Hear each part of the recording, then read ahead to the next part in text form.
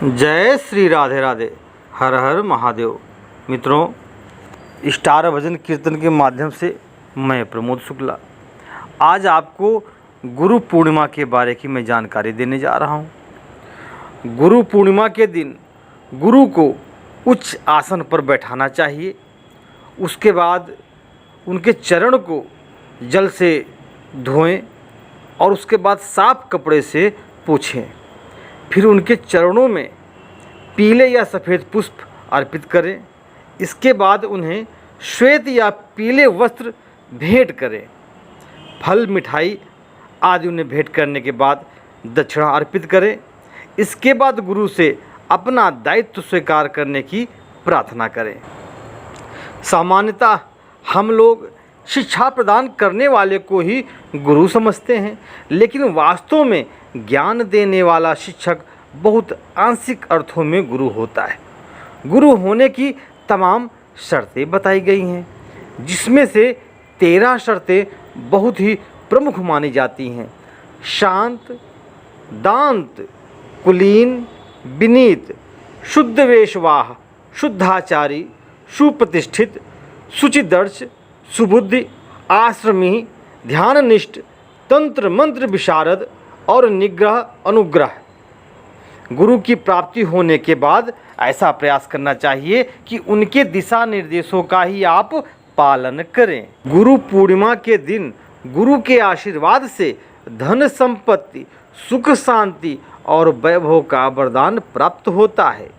इस वर्ष गुरु पूर्णिमा का पर्व 13 जुलाई को मनाया जाएगा।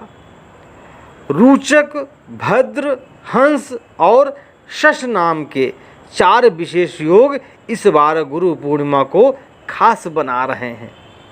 गुरु के आशीर्वाद से अपने परिवार में सुख संपत्ति की बरकत होती है, धन में बरकत होती है और आपके परिवार में ग्रह कलह नहीं होती है। यहाँ पर गुरु का आशीर्वाद होता है, वहाँ पर शांति ही शांति रहती है, मन प्रसन्न रहता है।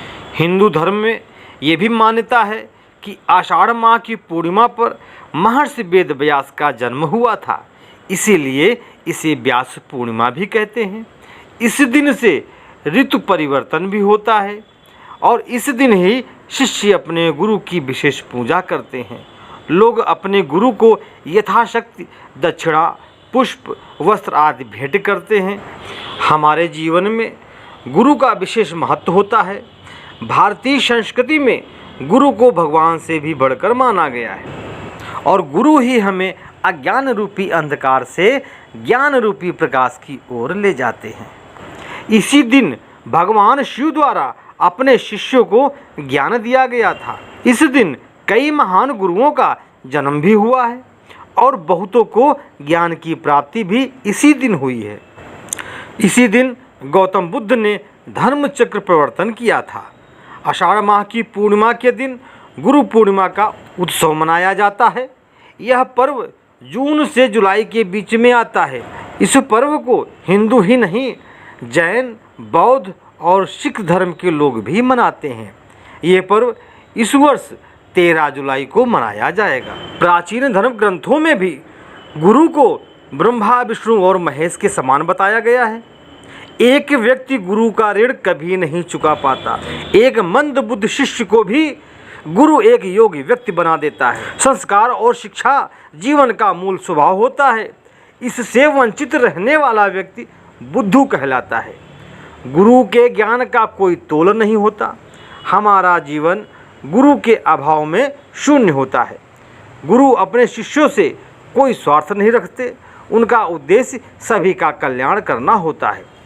गुरु को उस दिन अपने कार्यों पर गर्व होता है जिस दिन उनका शिष्य एक बड़े ओहदे पर पहुंच जाता है, एक बहुत बड़े स्थान पर पहुंच जाता है। प्राचीन काल से ही भारत में गुरु और शिष्य की परंपरा रही है। भगवान शिव के बाद गुरु दत्तात्रेय को सबसे बड़ा गुरु माना गया। इसके बाद देवताओं के पहले गुरु हुए अंगिरा ऋषि थे। इसके बाद अंगिरा के पुत्र बृहस्पति हुए। उसके बाद बृहस्पति के पुत्र भारद्वाज गुरु बने। इसके अलावा हर देवता किसी न किसी का गुरु रहा है। सभी असुरों के गुरु का नाम शुक्राचार्य था। शुक्राचार्य से पूर्व महर्षि भृगु असुरों के गुरु थे। कई महान असुर हुए हैं जो किसी न किसी के गुरु रहे हैं। महाभारत काल की बात करें तो महाभारत काल में गुरु द्रोणाचार्य, एकलव्य और कौरव और पांडवों के गुरु थे। परशुराम जी कर्ण के गुरु थे। इसी तरह किसी न किसी योद्धा का कोई न कोई गुरु जरूर होता है। वेद व्यास, गर्ग मुनि, संदीपर मुनि, दुर्वासा ऋषि, ये सब किसी न किसी के गुरु थे। चाणक्य के गुरु उनके पिता चड़क थे। महान सम्राट चंद्रगुप्त के गुरु आचार्य चाणक्य थे।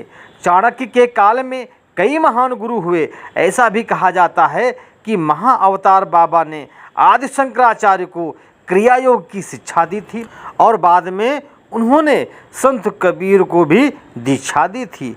इसके बाद प्रसिद्ध संत लाहिड़ी महाशय को उनका शिष्य बताया गया। नवनाथों के महान गुरु गोरखनाथ के गुरु मत्स्येंद्रनाथ यानी मच्छंदरनाथ थे, जिन्हें 84 सिद्धों का गुरु माना जाता था। और मनु स्मृति में कहा गया है कि उपनयन संस्कार के बाद विद्यार्थी का दूसरा जन्म होता है, इसलिए उसे द्विज कहा जाता है।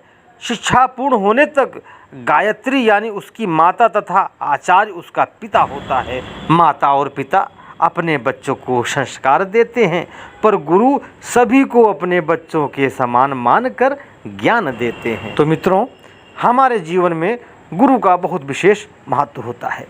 अगर ये छोटी सी जानकारी आपको पसंद आई हुई हो तो कमेंट अवश्य करें। ओम नमो नारायण।